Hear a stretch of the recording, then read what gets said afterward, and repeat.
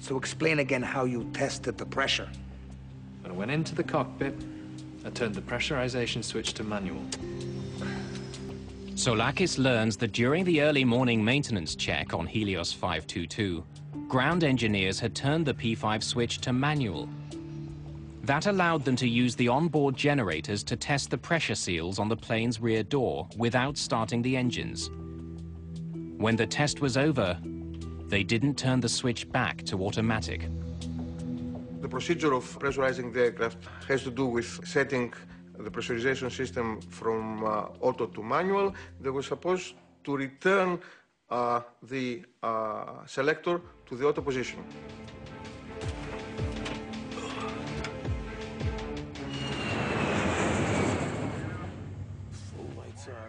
Several hours later, when the flight crew entered the cockpit, the pressurization switch was still set to manual. Lead air switches. It's bright today. Are you almost through? Pardon?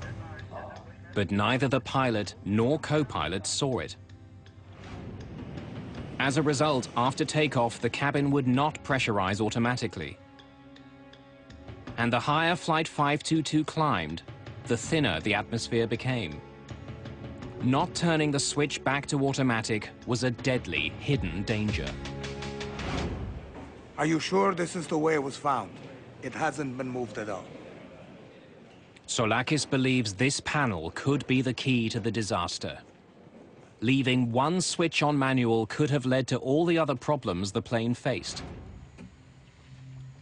To prove he's right, he takes an unusual step. 4 months after the disaster, he takes an Olympic Airlines 737 on the same route flown by the Helios jet. If he's right about what caused the crash, this plane should react exactly like the doomed airliner did. Make sure the P5 is set to manual.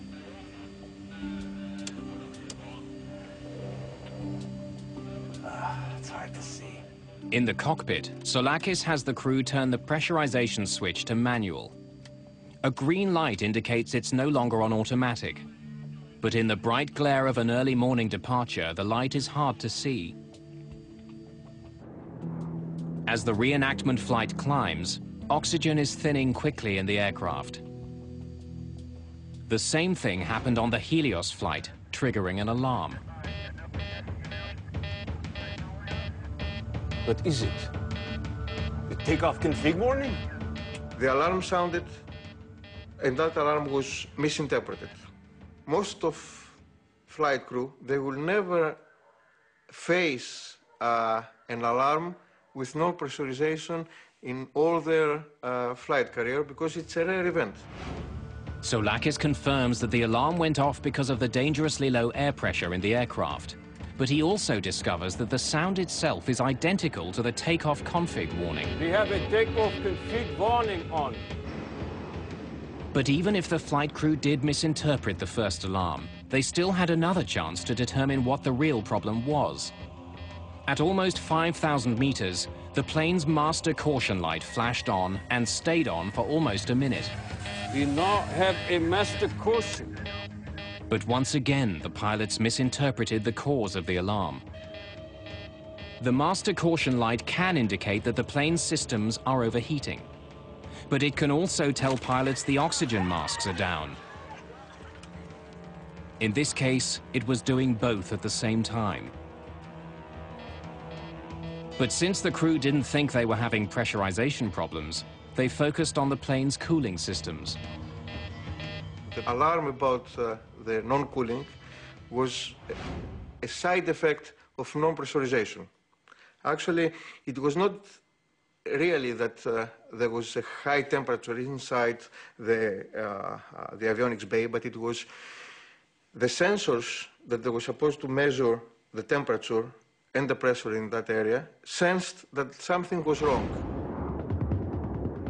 On the recreation flight, investigators monitor instruments recording the same events occurring on board their aircraft. At the same time, they also begin to feel the effects of the lack of oxygen. The first feelings you'd start to have were your ears would pop and you'd start feeling pressure in your sinuses. As you climb higher, you begin to feel almost giddy. It's almost like having a couple of drinks of alcohol. The dwindling oxygen levels could also help explain some of the crew's bizarre behavior. When the ground engineer asked about pressurization, Can you confirm that the pressurization panel is set to auto? Captain Merton ignores the question and responds with one of his own. Where are my equipment cooling circuit breakers? You really don't notice it at first. It's amazing how subtle it can be in the early phases. They'd start feeling dizzy. They begin to lose the ability to think coherently. In a way, it traps you into the situation. You can't react to anything. Eventually, you're going to lose consciousness. Soulakis believes that the captain may have been checking on the circuit breakers behind his seat when he and the co-pilot finally ran out of air. And unlike in the cabin, the oxygen masks in the cockpit do not automatically deploy if the atmosphere begins to thin. Helios 522. Can you hear me? On the other side of the locked cockpit door, no one in the cabin would have known that the plane was now flying itself. Nor would they have realized that a limitation of the passenger oxygen system had sealed the fate of everyone in the cabin. Passenger masks are supplied by a chemical generator above their seats.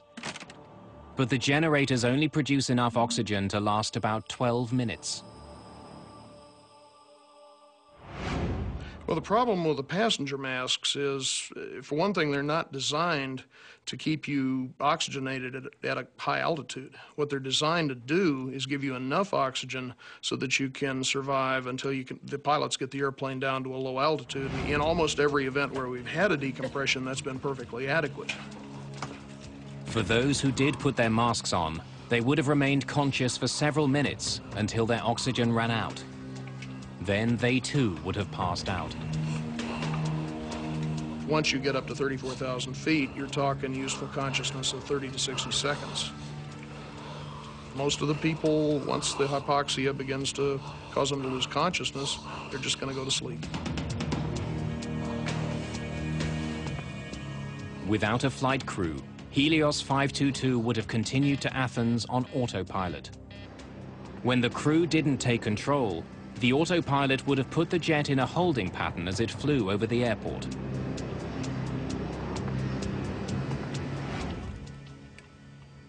Exactly the same thing will happen on the reconstruction flight if cabin pressure isn't restored. Soulakis asks the co-pilot to reset the P5 panel to auto before the jet continues to climb to its cruising altitude of just over 10,000 meters. Then, as it approaches Athens, Soulakis also has an F-16 shadow the jet, performing the recreation. He wants to confirm that it was Andreas Prodromou at the controls of Flight 522 when it went down. We dressed one of our guys with the uniform of the steward. And he came in, he sat on the captain's chair, and the F-16 was looking at him. He was confirming that it was exactly what he saw on the accident plane. The reconstruction also answers another question about the tragic fate of Helios Flight 522. The cockpit voice recorder picked up several strange noises.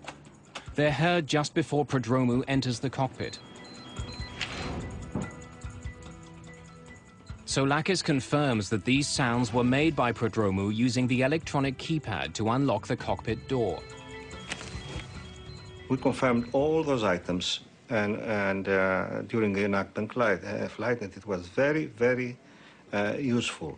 It filled a lot of gaps we had. Okay, take it down.